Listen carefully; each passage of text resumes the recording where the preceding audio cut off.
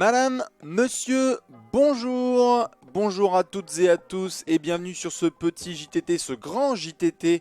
Même en vacances, même au mois d'août, on ne vous laisse pas tout seul, vous le savez. Chez Trash Talk notamment, on suit l'actualité et il y a eu de la grosse actualité cette semaine avec le calendrier officiel de la saison NBA 2018-2019. On sait que nombreux d'entre vous sont en vacances et d'ailleurs on vous fait toute la bise avec toute l'équipe en vous souhaitant un super mois d'août et de très bonnes vacances pour se reposer un petit peu. Mais nous, c'est interdit, pas de repos. On va donc se pencher sur ce calendrier puisque ce vendredi soir, la NBA a dévoilé son programme et c'est quand même important. Certains disent que c'est juste un détail, d'autres pensent que c'est majeur. Pour nous, vous le savez, c'est la base de base. C'est ce qui va dicter nos 8 prochains mois sans vie sociale avec des litrons de café, tous les matchs qu'on va regarder, tous les apéros qu'on va faire, toutes les grandes rencontres. Et justement, certains ont envie d'avoir le maximum d'infos en un minimum de temps, donc on vous fait ce petit JTT. Mais, on vous rappelle tout de même pour ceux qui sont intéressés, eh bien vous pouvez toujours aller sur votre site préféré, trashtalk.co. Il y a des articles qui sont sortis, notamment pour analyser en détail ce calendrier de la saison 2018-2019.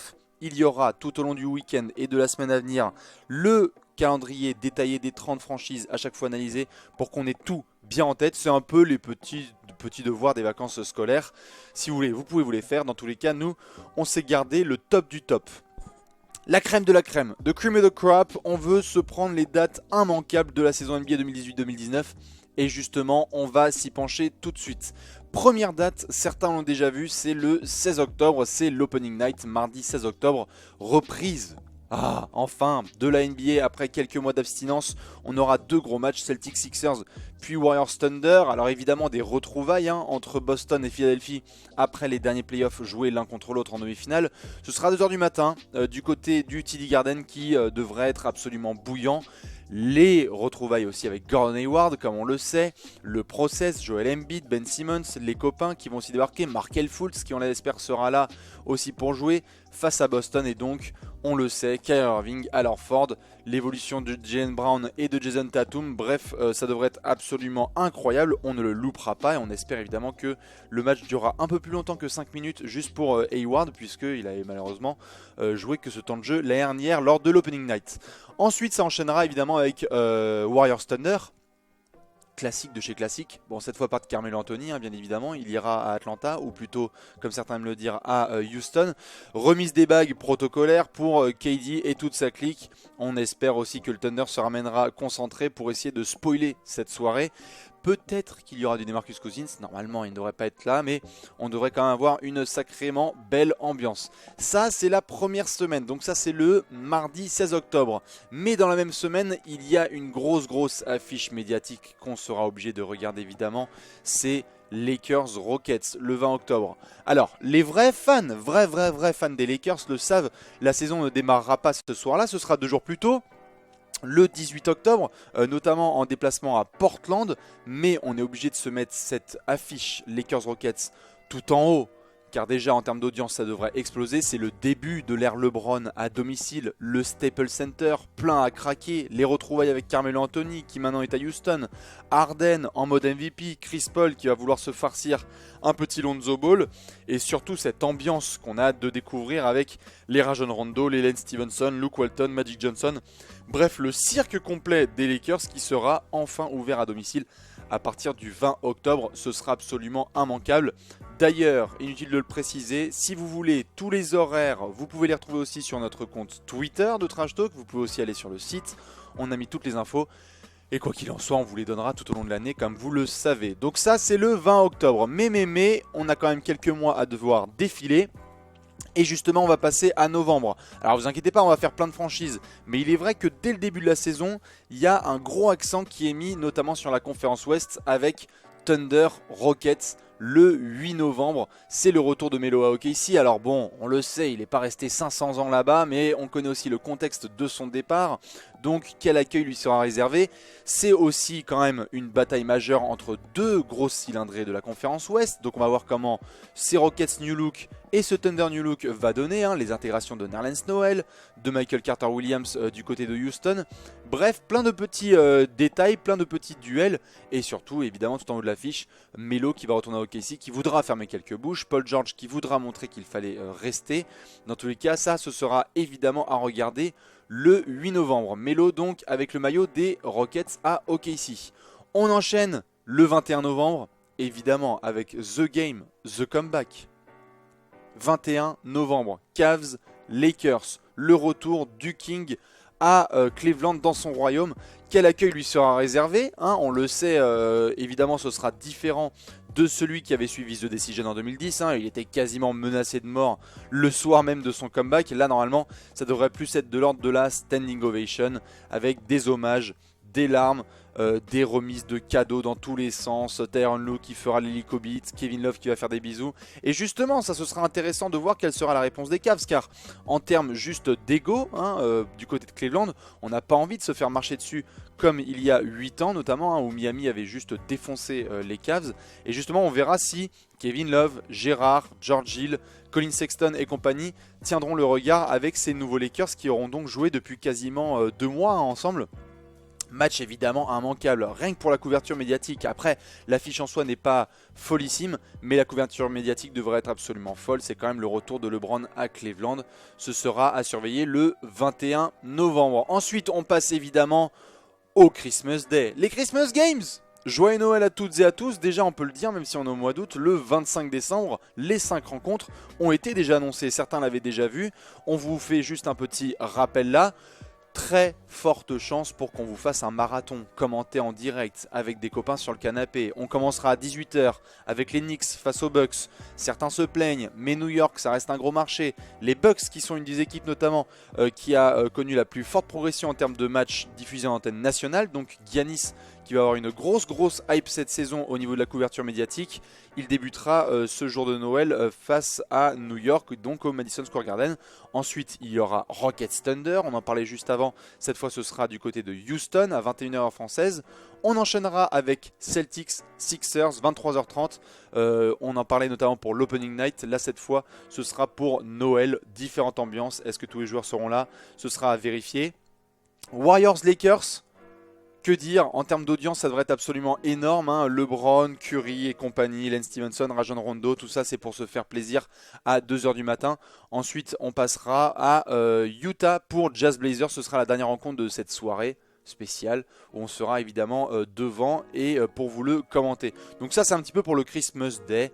Bien sympa, vous connaissez la formule. On se mettra la dinde dans le ventre et quelques restes de pizza sur la table basse. On enchaîne avec la nouvelle année au pétard. 2019, ça commence comment? 3 janvier, Spurs Raptors en direct du AT&T Center de San Antonio. C'est le retour officiel de Kawhi. Alors évidemment, on espère qu'il sera présent, qu'il ne va pas nous mettre une cartouche comme sur ces 9 derniers mois. Normalement, il devrait être là.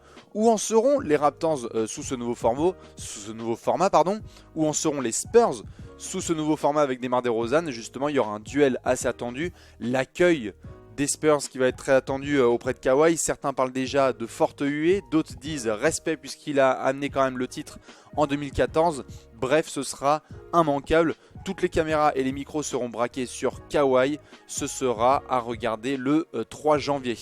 On vous met juste un petit duo de comeback, notamment le 12 et le 14 janvier. C'est surtout pour l'émotion, puisque les matchs certes seront intéressants, mais ce sera pour sortir les mouchoirs sur le mois de janvier.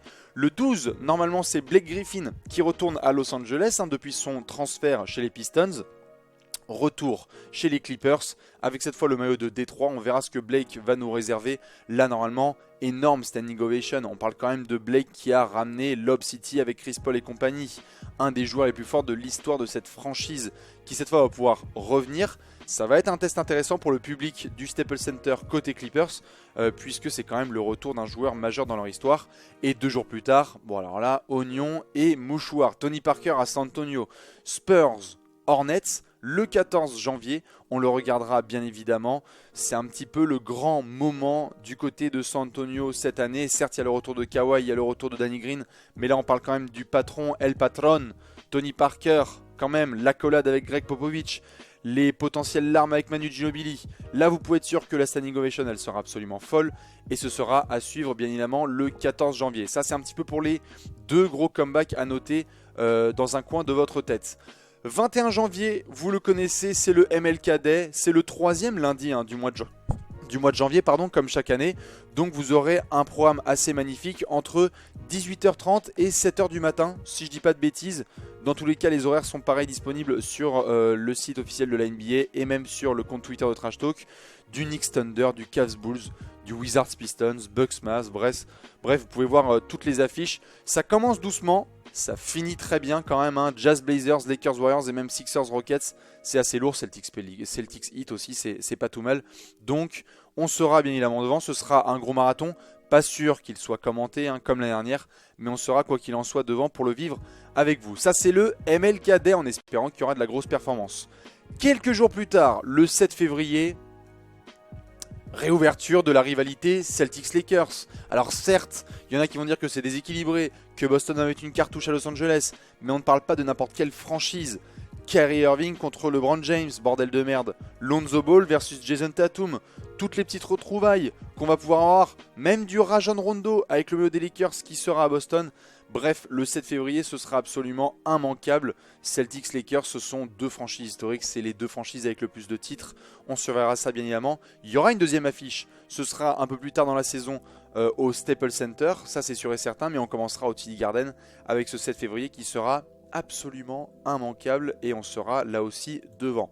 On enchaîne avec le 22 février. Alors juste avant de parler de cette date, sachez-le, on va le montrer juste après, mais il y aura aussi d'autres petites dates importantes à avoir en tête, notamment tout ce qui concerne les All-Star Break et certains comebacks. Mais là, le 22 février, c'est le retour de DeMar DeRozan à Toronto. Là, pareil, que dire si ce n'est que ça va chialer dans tous les sens. Si vous êtes Canadien et que vous ne versez pas une larme, ce n'est pas normal.